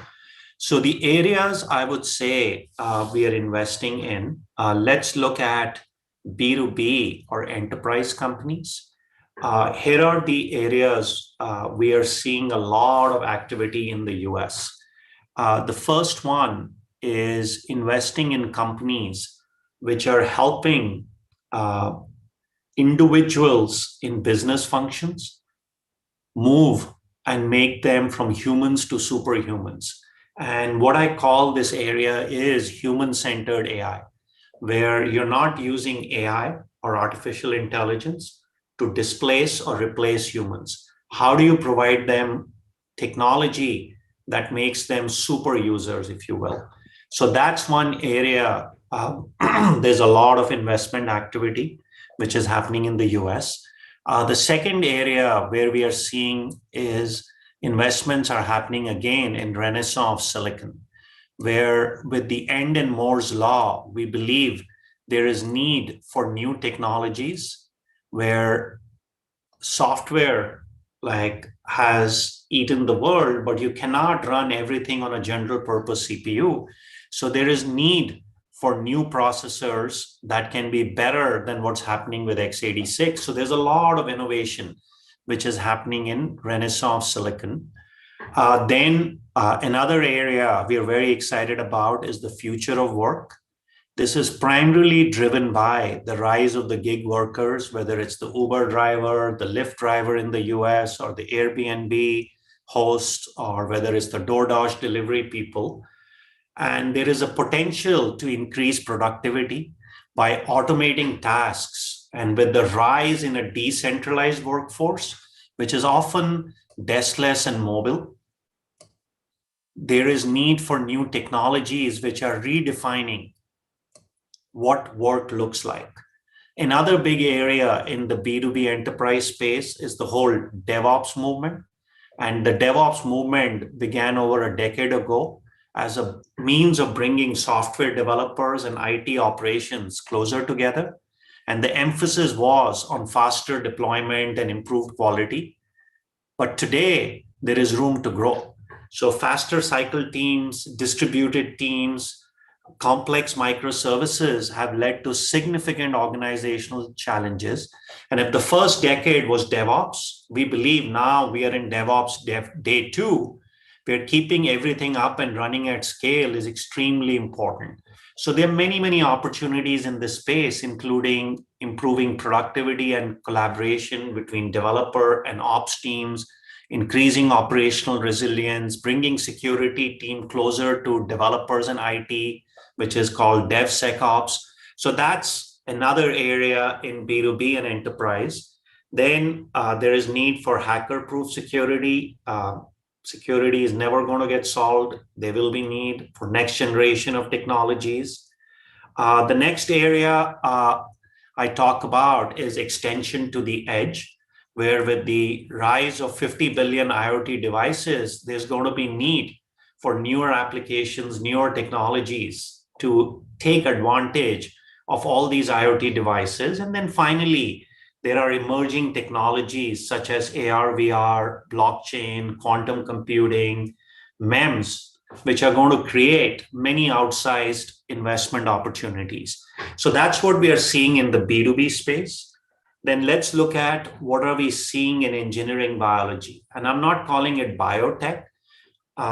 If you can marry the innovation that has happened in information technology, with all the work that is happening in biology, we believe you can reinvent several trillion-dollar industries beyond health. So there is innovation happening where using biology, you can make genetically engineered food, you can make materials, you can make furniture without the wood, there can be silk without the sheep. Similarly, there's need for biofuels, biomaterials. So there's a lot of innovation that is happening there.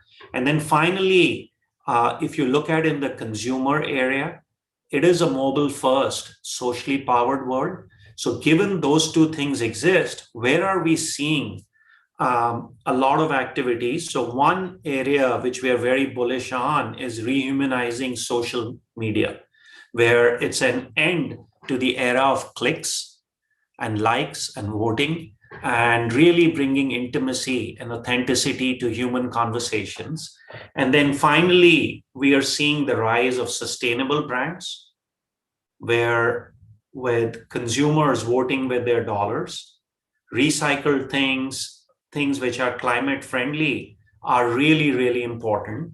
And then there is a development of what I call device as a service model, which started with Peloton, but now is happening with strength conditioning, with one of our companies called Tonal. So those are MR, the 8 or 10 things that come to mind. Coming to your next question, you were asking me regarding what's happening in the US. So US investment activity last year, or even in the first half of this year, is at all-time high. So essentially, if you're looking at venture capital, every year, more money is being invested, more money is being raised by venture capitalists, and valuations at all stages are going up. But one key thing we're seeing in the US is actually companies which are getting funded at Series A, that's not where the money is going. The money is going more in Series B, C and D companies and pre-IPO companies. So there is a vacuum, or there is a need. In the last decade, amount of VC money being invested has gone up 4 to 5x, but the Series A, seed, mango seed stage is pretty flat. So all that money is going towards mid and later stage rounds. So there's a huge opportunity for entrepreneurs to go create the next generation of companies, because there's enough money that is available once they can get the first round in follow-on rounds, if you will. Similarly, IPOs were all-time high last year. Same is the case with M&A. And this was besides what happened with COVID-19. So really, we are in a bull market in venture capital. Returns are high, valuations are high. So it's a great time to be an entrepreneur and a VC, I would say. And then what are my lessons with cross-border companies, which I've seen a lot between US and India, and I have had the pleasure of working with many entrepreneurs of Indian origin who have had development centers in India, or people who started with India and made US their primary market.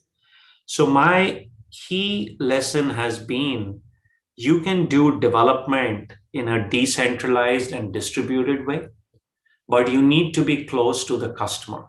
And the main reason is it's very hard to define and really get a pulse of the customer need. And this is more in B2B and enterprise companies, unless you have some kind of a connection with them. If you're a bottoms-up product-led growth company, then it doesn't matter.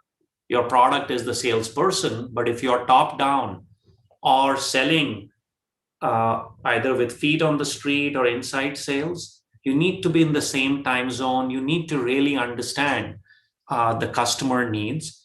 And what I tell entrepreneurs, whether they're going to move from India or whether they're based in the US, is define your mission and values early, because that's really, really important as you scale, as you build a distributed company.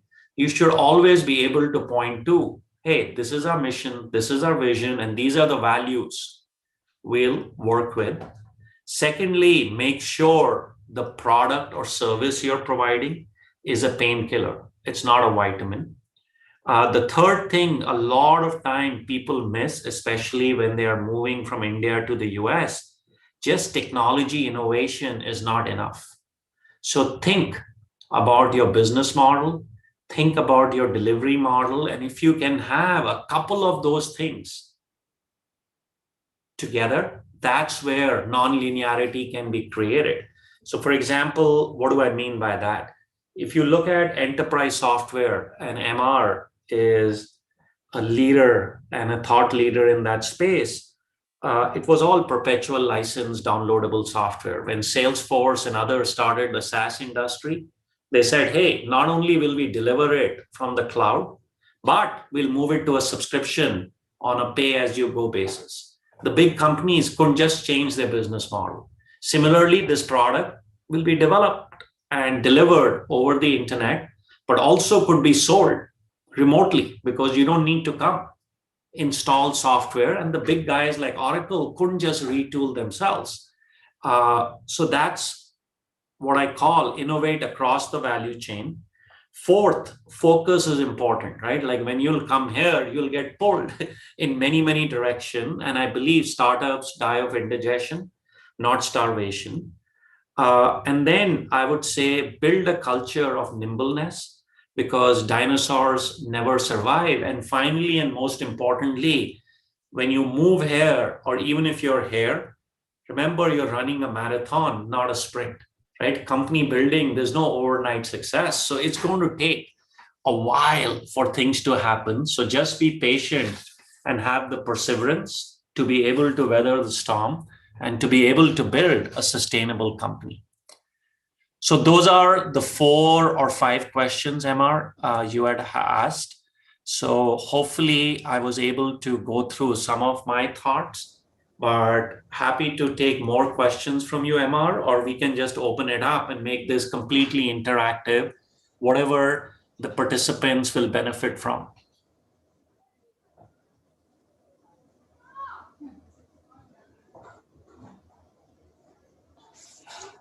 You're on mute, MR. You're on mute. Sorry about that, Naveen. I was just praising you and I was on mute. So I said, thank you for that good opening statement. I think a lot of words of wisdom. I'm going to just turn it over to folks here to start asking questions. I'm sorry, I can't see any hands raised, but if you will, just speak up and we'll get going. Who wants to go first? Yeah, MR, I'll go. This is Ganesh. Ganesh from Stylumia. Naveen, I think wonderful inputs. 2 of the topics caught my attention because what we do at Stylumia seems to align with those themes. The way that you articulated, one of the themes was helping individuals and enterprises to move from human to superhuman. That's the space we are in. We are reducing guesswork in the world of retail across brands and retailers globally to make them take informed decision making, impacting key P&L variables of the companies. And the second one, indirectly, we do enable sustainable brands, because once you reduce wastage, you make those brands sustainable. So my double click on that theme is that what do you see working? Because you must have seen some of them promising this but not doing it well. Some of them promising it, doing it well. So 1 or 2 learnings from the companies that you have seen. Yeah, so I think let's talk about the first point, right? How do you make humans superhumans? So the best example of companies who have done that have built a community where their users talk to each other. They are the thought leaders, and you take their stories and amplify them. So an example is Marketo. They elevated marketeers from being cost centers to revenue drivers. And they created a community called Marketo Nation, where marketeers could come together. Initially, it was like people thought it'll be just conferences, but they built a vibrant online community. So I have seen this in every profession. People have done it in marketing, they've done it in sales, they've done it in customer support, where people who are like-minded can share their learnings and can get better. The second thing I have seen is companies end up building a system of intelligence in their product. So the software the user is using starts recommending you to do things. And the purpose of that essentially is, since your product is being used by multiple users, thousands of users, tens of thousands of users, hundreds of thousands of users, you get to know from other people what was the next step. So to make humans superhuman, say they're in security, you can tell them, hey, you didn't look at this event, right? So you can do the prompting, or what Tesla does with autonomous or autopilot. Can you bring that to your users, if you will?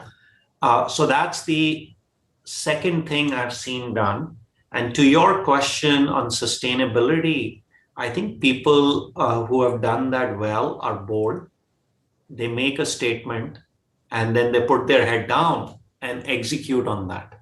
But again, the way they do it is they get their customers to talk about them and they create communities. So that's what I would say. Keep in mind, how do you get your users to be talking on your behalf? You need to create a movement where people say, hey, I use this. Do you? Right? I use WhatsApp. Do you? So I use this product. Do you?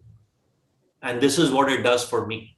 And so I think when the bottoms up movement happens like that, just amazing things happen. Terrific. Yeah, Thanks, Naveen. Very well said. Yeah. Next, please. I think Nitesh has a question. Yeah, Nitesh? yeah, Naveen, first of all, it's really amazing session, and we are learning a lot from this. My question is more about the space where Naveen, you were talking about combining biology with engineering. So in that sense, we are a Bangalore-based medical device company where we have proprietary hardware as well as proprietary software, and our hardware has hardware and software both are now US FDA approved. So we are planning to get into US market. So I just wanted to understand another aspect which you talked about, the hardware as a service. So I just wanted to understand from your end that what's your experience has been with medical devices or health tech solutions, but as a service to the consumer. So what's your experience on that, and what would be your recommendation for a company from India coming to US taking this kind of solutions? Got it. And this would be providing the medical device to labs and hospitals who provide the service to consumers, or is it DIY where you come to the consumer uses it on their own, like for diabetes monitoring or something or the other? Yeah, so we have a device which can do pregnancy or labor monitoring, and this is one of the first in the world technology which can even can be used at home care across during the whole time of pregnancy. It can monitor both fetal as well as maternal parameters which are at hospital grade, and generates hospital grade data which can be transferred to the hospital to remotely, and there is a lot of analysis we can do on this. Yeah, so what I would say is, having seen companies, there is going to be a new business model which will get built. So in the past, people would have just sold the device and say, all the best, right? Like, be on your own.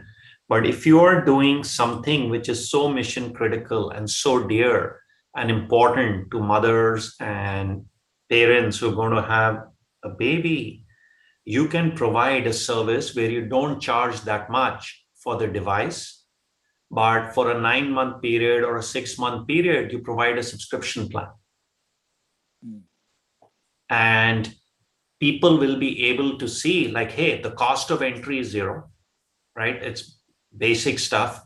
It's like the razor and blade model, right? Like, you can provide the razor, it's very, very cheap. But then it is the blade that people end up using again and again, or it's like I subscribe to ADT, which is home security monitoring, $45 a month, $50 a month. And similarly, for monitoring of my baby's health, am I willing to get into a subscription service? So that's what I would think. How do you get the device out at minimal cost and say, hey, this will be monitoring, you'll get alerts, I can connect you to a marketplace of remote physicians or gynecologists who can help you provide recommendations. So use the same thing I was talking about earlier, like innovate in your business model, but provide something which is more than just providing the hardware. And then people will pay because it's important. Thank you. Thanks for the great advice. Great. I think who's it? Neeraj? Is Neeraj next? Yeah, hi. Hi. Naveen, thank you for a really enlightening chat. I am Nitesh's colleague, and I think he largely asked my question, but maybe I'll broaden it a bit, Naveen. As Nitesh said, we have a device, which is a clinical grade labor monitoring and pregnancy management system, which we see a lot of application in the home health space. Just wanted your broad view on this particular sector where clinical grade monitoring is brought at home, allowing the patient to be more engaged in their care. The Livongo example, the whole health assurance thing that Hemant Taneja talks about. What is your view on that as a sector? I think it's a growing sector and a very important one. So now thinking through what you guys said, right? I would actually see how they can be a benefit for insurance companies in the US. Absolutely. To provide this as a device and a service to their consumers. And the reason is when somebody is pregnant, we are investors in a company called Mervi, which does only the detection for if there is going to be some problems with the baby. And the main reason is the cost of and the health of the kid. If it's the baby is, if you catch it early on, maybe you can do something. You can do even an abortion. But if it goes too late, you just can't do things. And the cost just accelerates to do it. So the insurance companies can benefit a lot. And this whole thing of management of disease, where prevention is better than cure, there's a lot of money. And this will be, and you start first by self-payers. So you start with companies who have their own plan, the mid to large companies. They don't use Cigna, they don't use United Healthcare. They have their own plan.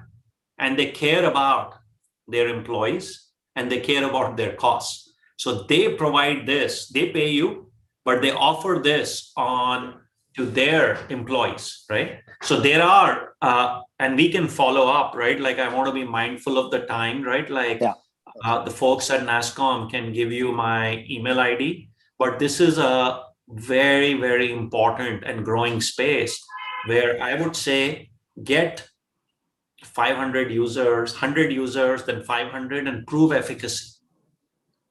Then the carriers will pay. If you can demonstrate with a small set of people that you can create outcomes, you will get reimbursed at that point by insurance companies. Great. We'll take this offline, guys. Sorry, we'll take this offline. There are two more questions. We're running short on time. Yeah, so Siraj, right? Like just email me. We'll continue this dialogue. Yes, MR, if you could help us make the connect, that would be great. Yeah, Thank we you will. so much, Naveen. No problem. Yeah, thank you. Two more questions, and maybe you can ask each question one at a time. Jimmy and Sandeep, maybe ask the two questions, and then Naveen can take those jointly. Sure. So I can start. Hi, Naveen. So at Floatbot, actually, we are helping traditional insurance carriers, with conversational AI technologies to increase their digital sales and compete with the new set of insurtechs that are coming, such as Lemonade. So we tell to insurance carriers that, will empower you with what Lemonade has. So what do you think of that kind of space, where we are helping the traditional guys the economy drivers to compete with the new set of insurtechs? Right. So my question, hi Naveen and Naveen, thanks for a fantastic session. At SolarCI, we're building, we in fact call ourselves a system of intelligence to help craft a better customer nudge. So how do you get the product recommendation, the personalization, the timing, and the content, and generate that through AI? My question was to do with how do you assess what's a good market? Because when you talk about getting the product and the market right, and going after the right market, does it make a market unattractive if it is if there's competition, or is it better to go after white space where there's less competition but it's less evolved? So assessing quality of a market is something I'd love to hear your views on. Okay. So I think let's start with the second one first, and then I'll come to the first question because they're related. So what I would say is there is no right answer, or there's no one answer to the question of identifying markets. So it depends upon what product you're creating. So there are two kinds of opportunities, I would say, that I define. One is a market exists. Let's take an example, storage or networking, right? It's 10 billion, 20 billion, 30 billion. And I come up with a next generation product and I'm selling in a red ocean market. So what's going to happen there? Cisco has a router, Juniper comes with a router. You put Cisco, you put Juniper, you see it's 5 to 10x better, the entire market shifts to Juniper. So then Arista comes, right? So if you are so much better, but that can only happen in networking, storage. It doesn't happen that well in application software, because in application software, what ends up happening is the data is locked and it's proprietary. To take it out becomes much harder, and end users are used to using the UI and the user interface, if you will, right? So then what happens with those companies is they redefine markets, or they go after blue ocean opportunities where what do? They figure out a market which hasn't been addressed. So let's take an example. When Salesforce came out for sales automation, there was a company called Siebel, which was the leader that Oracle eventually acquired. Siebel maybe could serve the Fortune 5000. And I don't even know, MR, if they ever got to 5,000 customers. No. We were there. And what Salesforce said is, hey, using the cloud, let me expand the market. I'll go after small and mid-sized organizations. And I'll provide it over the internet. And I'll sell over the phone. And the incumbent just can't do it with its software. So that I call market expansion or a blue ocean thing. But the way to go about this is go talk to a lot of customers. If you're an enterprise company or a B2B company, talk to a lot of people and try to get a sense, is your product or service a painkiller? If it is, then figure out how many customers in the world need it, right? And that will tell you the SAM, or like your serviceable addressable market, and then just go do it. So it can be a red ocean market, it can be a blue ocean market. In one case, you're just replacement technology, right? I use this, you provide this, I'm 10x better, the market moves to you. So that's one. To the earlier question, right? Like the example, I always like giving common examples, right? Like, so in the US, Amazon is the leader for e-commerce, and they were killing everybody. And then appears Shopify, which provides software for anybody to open their own commerce store. That company is worth 140, 150 billion. So yes, Amazon will have 40, 50% of the market maybe of online, but the rest of the world is also going to be there with specialized products and other things. So similarly, what Lemonade is doing, you're providing that software in a box and saying, hey, the rest of the world will need it. And what market share will Lemonade have today? 1%, 0.1%, 2%, 3%.